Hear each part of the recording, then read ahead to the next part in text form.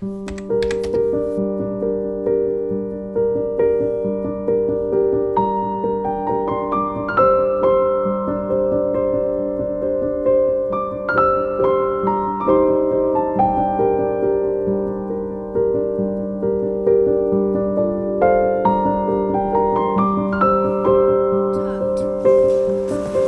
we find all this in London?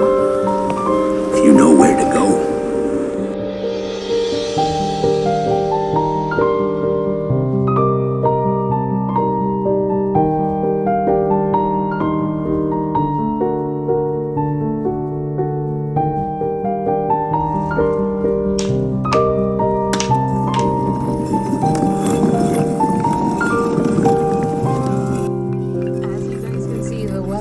What the weather will do. So we're off to IKEA first, and we're going to the one in Brooklyn, and I'm so excited because I get to see, I think my favorite building that I've never even walked into, but I've seen so many times. Anytime that I get a chance to mention it, my family knows this. I'm like, do you see it? Do you see it? Like, you can't miss it. It is the largest thing, or should I say the tallest thing on this side of the planet, the Western Hemisphere. The suspense is terrible. It's the One World Trade Center. So we're going to the IKEA in Brooklyn, and the One World Trade Center is right there, and I get to peer at it and look at it and just imagine what it's like to go all the way to the top. It is so beautiful, stunning, and yeah, I can't wait to go over there just to even, it's not even to go to IKEA, it's just to go get a nice look at the Freedom Tower. But anyway, okay, let's head off to IKEA. As everybody knows, if you've ever been in the city, the traffic is horrendous, unless it's like literally 5 a.m. in the morning, and that's when, you know, the whole city's asleep and nobody's out there on the roads. But hopefully it doesn't take too long to get there. I just need to pick up something. I've already done my click and collect for the these gorgeous glass doors for the cabinets, and we're just gonna go ahead and grab that right now, and we're doing our Harry Potter feels. And speaking of cars, oh my gosh guys, there was this wicked, I always get them confused, Charger Challenger, but I'm 100% sure it's a Challenger. This gorgeous Challenger behind me. The traffic is gonna be pretty awful, as I could have expected. And the worst part about it is that the package was like long ready before the time, before I even had to go get it, you know what I mean? So it's a little frustrating. Yeah, so that's a little frustrating, that I have to kind of sit in traffic this much. I think what's really funny on my playlist, well, it's not really a playlist, but on my music, it's on random or shuffle. Stuck by, I was gonna call them the Backstreet Boys, the Big Time Rush came on. So it's quite fitting. I'm like, stuck in traffic. Don't make fun of me singing. Devil child, devil child. I'm just kidding. But yeah, I'm not a singer, obviously. Duh.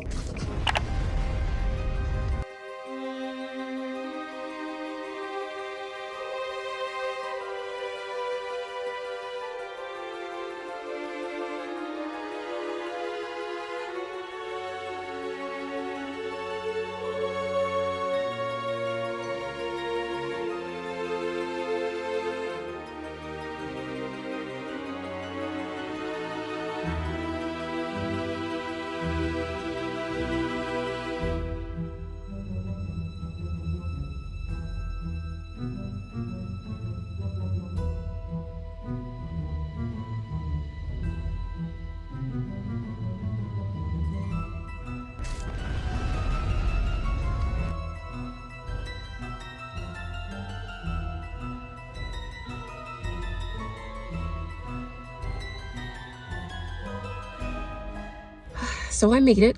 As you can see how long it takes to travel from point A to point B. Like literally 5 miles will take you almost 40 minutes, which is just outrageous. But yes, I made it to IKEA. As you can see the iconic blue and yellow behind me, and I'm staring at the building. You guys, I feel like the kids, the people in the movie The Polar Express, like I feel like the reindeer, I feel like the kids, I feel like the elves, like he's here, da, da, da, da, da, da, da, da. Pa, pa, pa, pa, pa. Oh my god, there's a seagull flying over the car.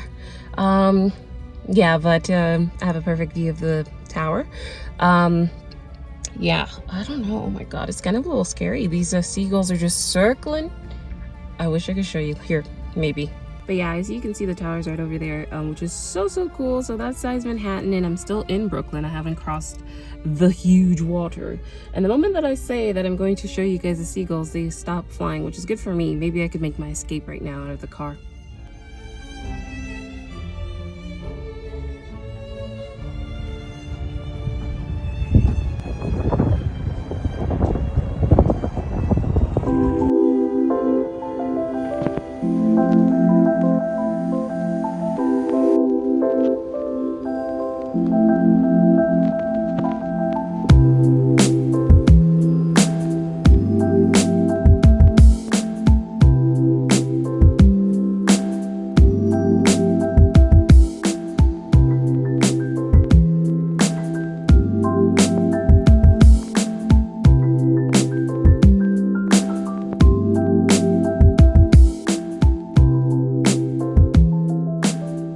So they're about to bring out my order so fast. Click and collect, IKEA, Brooklyn, the best. It's not too busy, I guess, but yeah, they're about to bring it out, and then we're gonna see if we could head to Home Goods super fast and maybe just get like a candle or two, and that's about it really. I don't expect needing anything else really in there unless we find a Harry Potter mug, of course, but that's pretty much it. I'm really trying to keep it very like minimum 3, 5, 10, maybe 10. Like, no, you're just adding more and more stuff. You guys know how it is when you go into one place and you're just, you know, I'm just here for this one thing. You come out with 35 items. Anyway, just waiting for the guy, and I'll catch you guys later at Home Goods. It's so darn convenient. Home Goods is here, and so is my bank, and so is Sephora. It's all in this kind of like plaza, and yeah, so interesting how, you know, obviously Harry went to Gringotts, and now I'm about to go to my own bank to deposit some money, not withdraw it the way that he did, I guess. Alrighty.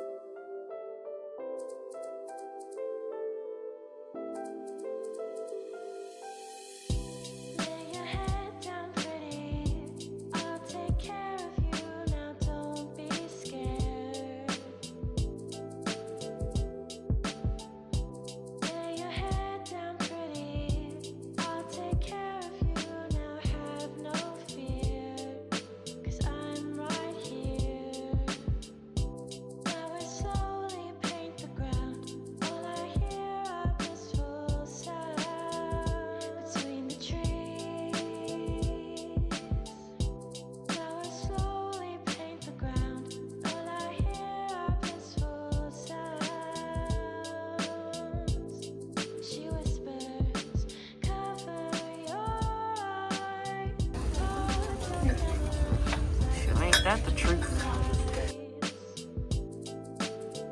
Jackpot. You guys, I found something. But it's so small. I don't know. Usually they have way more Harry Potter stuff, but not today.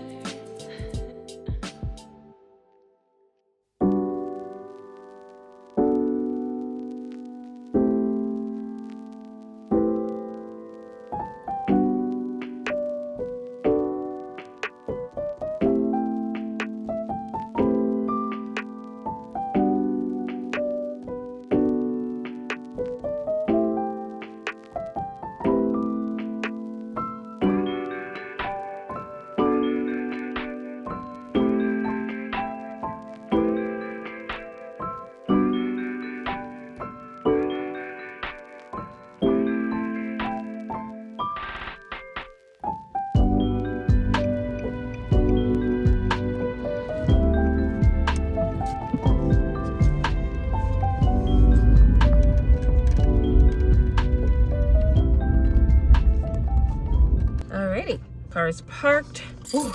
So we made it. Oh my gosh, it is so cold. And again, common theme, forgetting thy gloves. Look at this. So yes, we're at Savers, which is like my favorite thrift stores. I haven't been able to find any Goodwills in New York, so it's like, you know, that's okay. Savers really does a great job at book pricing. Sometimes they have sales, 50% off, and you know, if you buy this amount you'll get this free, and they have coupons and things of that sort, so that's really cool.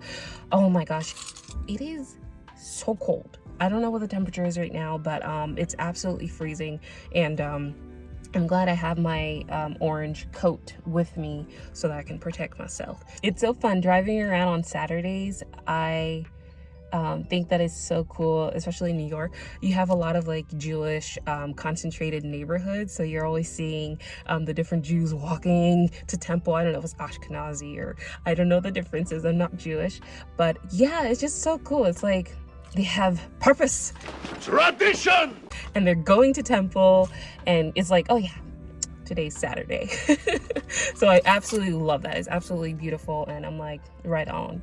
You guys, I saw this woman. She looked like she was like straight out of the 1920s.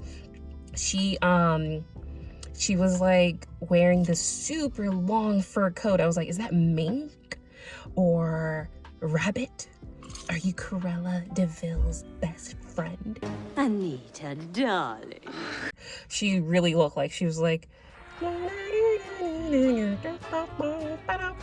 like, yes, give me my cigar. Like she looked amazing. I was like, ma'am, where are you going? You look great. Okay, let's head inside and see what books we can find. I took a few pictures, so I'm not buying duplicates. That's the worst. It's like, do I have that book or not? So I took pictures to make sure I'm not buying too many duplicates, because that has happened to me before, especially for DVDs in the past, but I rarely buy a DVD these days. Everything's digital. So yeah, super excited to go see what they have. It is kind of about 3 or 4 hours or so until closing time, so it's not really the beginning of the day. It's not midday either, so it's starting to get dark and whatnot, so we'll see how successful the run will be. Hopefully I can find a few books that I have seen circulating on BookTube. Wish me luck. I think I'm gonna opt out of getting my coat. I'm gonna be inside, so it's not that bad. It is pretty chilly though. Wind is picking up. The only thing I do need are some bags if I could find them. We'll take a look-see.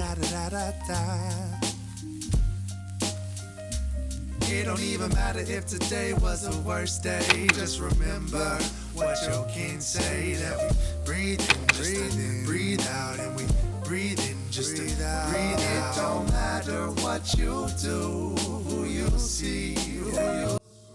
Cause we breathe in, just to breathe out, and breathe in, just to breathe out. I wish every day was a different day. I mean, I wish everybody had acted differently. I'm turned off from listening to bullshit. Off in the pulpit on this unit. I came back from Atlanta on the phone screaming, who's this? Nobody brought this to the point that I have, but I'm feeling real good and I'm happy. I ain't overly sad. I can say that, don't you feel me? I ain't overly sad. I said there's no time for shit, man. I ain't overly sad. Hey, I know you heard it, cause I said it with purpose, and you know that I know you feel so good. I know that it's worth it to be the smoothest I can be. Although you've heard it before, I know you cannot ignore the feeling I'm fit from 3. I just wanna slow things down for a minute. Ain't really anything that's tripping me up. I said it enough. You want a tip, I flip you a buck. It don't even matter if today was the worst day. Just remember what your kin say. That we breathe in, just to breathe out, and we breathe in, just to breathe out. It don't matter what you do, who you see, who you screw. Cause we breathe in, just to breathe out, and we breathe in, just to breathe out. Da da da da da da da. Da da da da da da da. Breathe out, breathe in, breathe out. Da da da da da da da da da da da da. Da da da da da da da. Breathe out, breathe in, breathe out.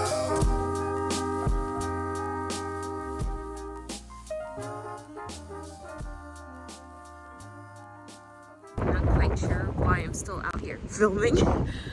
Oh my god, I'm so cold.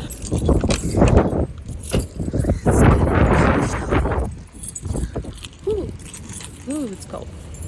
Oh, I wonder what the temperature is. I'm gonna find out for you guys. It's cold. Yeah, no wonder I'm so cold. It says it's 17 degrees Fahrenheit, but it feels like 1 degree. So, you know, the real feel is what you should be concerned about. Anywhoosies, I'm gonna go off to Stop and Shop to just pick up a few ingredients that I need. And I'm gonna get something from my neighbor as well. A few ingredients that I need for my chili. I think I need an onion and a couple of little things to make it complete. I wish there was a Walmart nearby just to make it a little simpler, because you're able to find far more things at a Walmart than a local Stop and Shop. But who knows? We'll see where we land.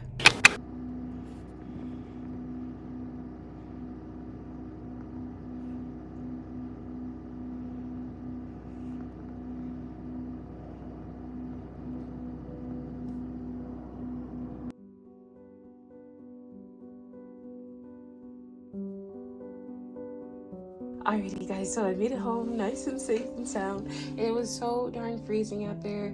For sure the real feel is in the negatives, and I just kind of walked to the grocery store that's in the neighborhood because I was trying to do a favor for my neighbor, so that's really something. I literally can't feel my chin. My nose was running, and my hands are completely numb. They're like icy and just, you know, they're stinging at this point. I always forget my gloves. I should just leave a pair of gloves in the car, but that just doesn't seem to happen. But yes, I'm so happy that I was able to, you know, get some groceries, go outside of the house, look at some books, which we'll go over in a future haul, and just get a few things that I needed for meals. So glad that I was able to take care of that. Alrighty, you guys, let's get back into Potter. That was a lot of errands. I was able to stop at Bath and Body Works, Sephora, Savers, Walmart, and IKEA, and Home Goods. Oh my gosh, that was a lot. So let's just do some reading to continue the evening of Harry Potter.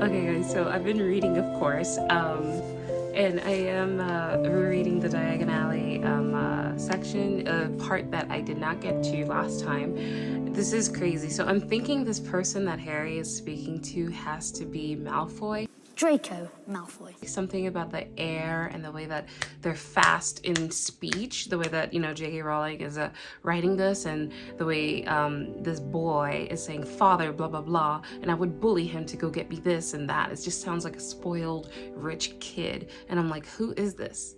Who's this person? They say that he is a pale-faced boy, so let's go ahead and read. I was like, at first I was thinking it might have been a friend possibly. I forgot his name. The one who yielded the sword. Wielded. In the very last movie. Longbottom. I said Longbottom. Who is that? Neville Longbottom, right? Okay, so yeah, Diagon Alley. I just think I'm like, this is a quick, fast-paced conversation. I'm like, this has to be Malfoy. If I'm wrong, oh, ooh. Okay.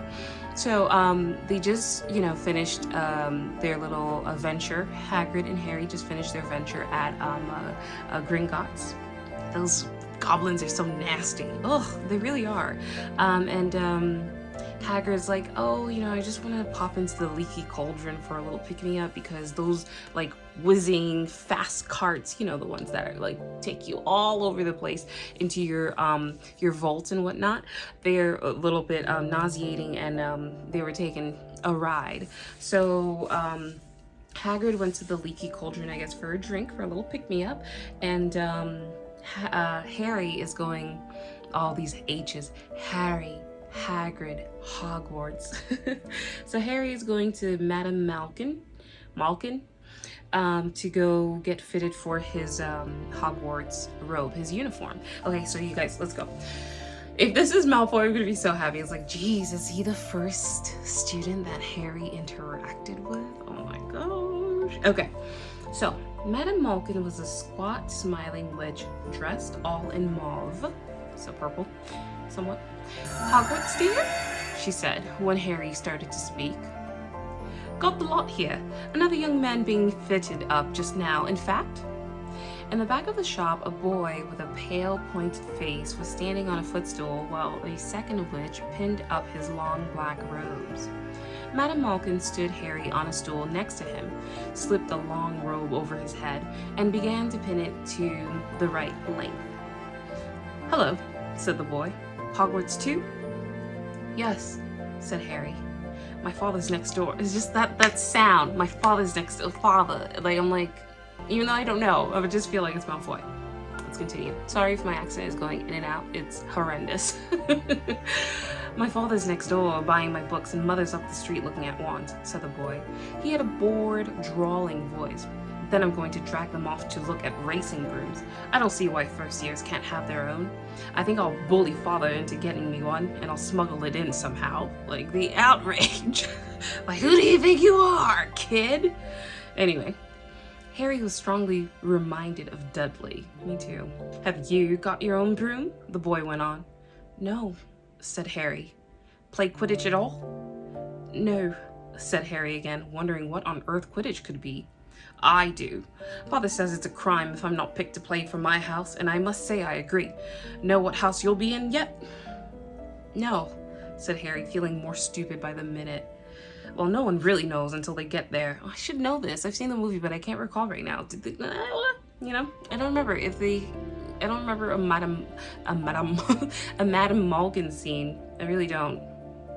Well, no one really knows until they get there, do they? But I know I'll be in Slytherin. All our family have been. Imagine being in Hufflepuff. I think I'd leave, wouldn't you? You serious? That has to be Malfoy. That has to be Malfoy. Said Harry, wishing he could say something a bit more interesting. I say, look at that man, said the boy suddenly, nodding toward the front window. Hagrid was standing there, grinning at Harry and pointing at 2 large ice creams to show he couldn't come in. That's Hagrid, said Harry, pleased to know something the boy didn't. He works at Hogwarts. Oh, said the boy. I've heard of him. He's a sort of servant, isn't he? He's the gamekeeper, said Harry. He was liking the boy less and less every second. Yes, exactly. I heard he's sort of a savage. Lives in a hut on the school grounds, and every now and then he gets drunk, tries to do magic, and ends up setting fire to his bed. This has got to be Malfoy. I'm like, so, give me the name of this child.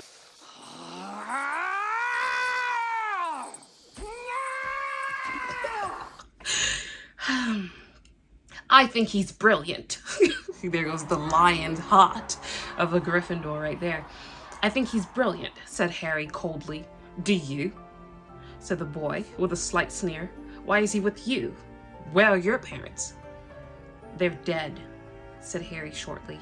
He didn't feel much like going into the matter with this boy. Oh, sorry, said the other, not sounding sorry at all. But they were our kind, weren't they? Filthy little mudblood. I'm getting so mad. I'm getting so mad. Like, how, like, who raised you? A Death Eater? They were a witch and a wizard, if that's what you mean. I really don't think they should let the other sort in, do you? They're just not the same. They've never been brought up to know our ways. Some of them have never even heard of Hogwarts. until they get the letter, imagine. I think they should keep it in the old wizarding families. What's your surname, anyway? But before Harry could answer, Madame Malkin said, "That's you done, my dear." And Harry, not sorry for an excuse to stop talking to the boy, hopped down from the footstool. "Well, I'll see you at Hogwarts, I suppose," said the drawling boy. Harry was rather quiet as he ate the ice cream Hagrid had bought him. Chocolate and raspberry with chopped nuts. Ooh, that sounds good. I'm literally like doing a quick Harvard skimming right now to see. Nope, no. Leaky cauldron, wizarding folk, Quidditch is a sport. I'm like cheating right now, guys. What is Slytherin and Hufflepuff? Nothing. That must have been Malfoy. Anyway, I'm a little bit puzzled why they would use the word soccer instead of football, because Harry is asking Hagrid, all these ages, I'm sorry. Harry is asking Hagrid what the heck Quidditch is. So he's like, "So what is Quidditch?" And Hagrid goes, "It's our sport. Wizard sport. It's like soccer in the Muggle world. Everyone follows Quidditch. Played up in the air on broomsticks, and there's 4 balls. Sort of hard to explain the rules." So I'm like, why didn't J.K. Rowling or Hagrid, for that sake, use the word football, as I know that soccer is more like an American, North America, USA kind of thing. They want to have their own little thing. But yeah, like football. Wouldn't it be like that in Scotland, Ireland, the United Kingdom, England, right? That's just a little quick thought I had. I'm gonna keep on reading. We'll be able to get the story of how Hagrid was expelled from Hogwarts. So Ollivander just realized that Hagrid was also in his little shop, and he kind of started a conversation with him. So he goes, Rubius Hagrid, how nice to see you again. Oak, 16 inches, rather bendy, wasn't it?" It's so interesting because everybody that he brings up, whether it's Harry's mother, his father, or even Voldemort, he knows the history, he knows which wand is whose, you know what I mean? "I remember every wand I've ever sold, Mr. Potter." Oak, 16 inches, rather bendy, wasn't it? "It was, sir, yes," said Hagrid.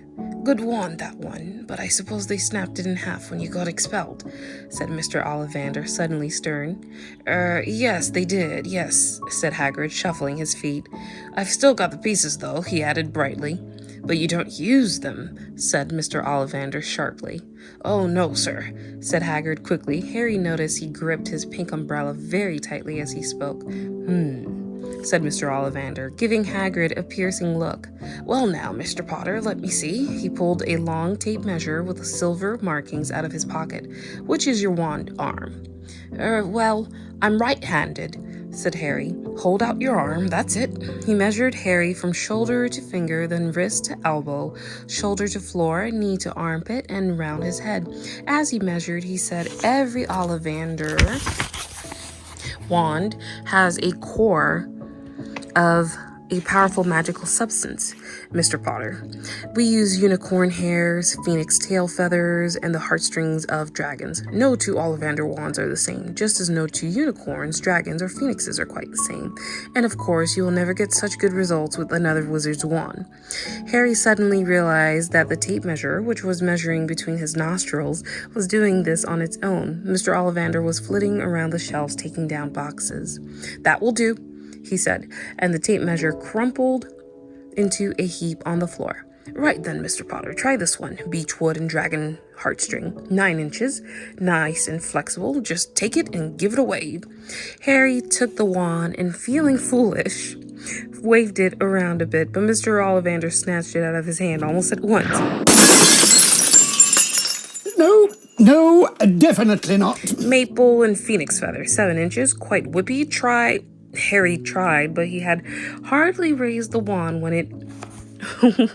it too was snatched back by Mr. Ollivander. No. Here, ebony and unicorn hair, 8.5 inches, springy. Go on, try it out." Harry tried and tried. He had no idea what Mr. Ollivander was waiting for. The pile of tried wands was mounting higher and higher on the spindly chair, but the more wands Mr. Ollivander pulled from the shelves, the happier he seemed to become. Tricky customer, eh? Not to worry, we'll find the perfect match here somewhere. I wonder now. Yes, why not? Unusual combination. Holly and phoenix feather, 11 inches, nice and supple. Harry took the wand. He felt a sudden warmth in his fingers. He raised the wand above his head, brought it swishing down through the dusty air, and a stream of red and gold sparks shot from the end like a firework, throwing dancing spots of light onto the walls.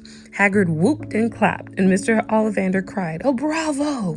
Yes, oh, very good, well, well, well. How curious, how very curious." He put Harry's wand back into its box and wrapped it in brown paper, still muttering, "Curious, curious." "Sorry," said Harry, "but what's curious?" Mr. Ollivander fixed Harry with his pale stare.